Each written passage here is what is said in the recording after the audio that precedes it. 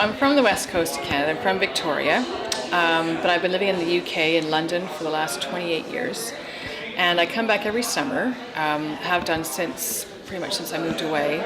And so what I quite often do is I will take a lot of photographs and go back to my studio in the UK and make them into pictures, because for me it's about taking my memories back to the UK and being able to look out at the same forests I grew up with, because they're absent from my life in the UK.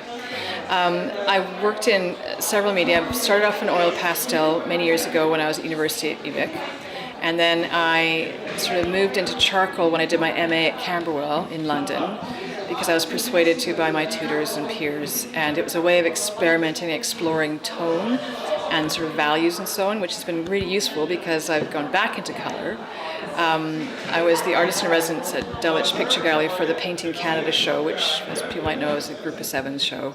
And of course, because they're such vivid, vibrant colors, they asked me to use color in my work if I would. And I was also offered a solo show there, so it was the right thing to do. And also, it's been quite nice going back into the color, because it's nice to have a balance of the monochrome paintings or drawings, big charcoals and things, and the color, because of course it's so vibrant and it's quite cheering to sort of see these vibrant colors. My favorite palette really is shades of greens and blues and browns, which lends itself fantastically well to the trees that I paint. And also, of late, I'm much more interested in painting the grasses that grow around the base of all these trees, and lush spring colors, which I've been kind of cranking up into kind of bright yellows and greens and contrast with cool blues. So my current fixation is really these sort of grasses and meadows and the wildflowers that grow with them.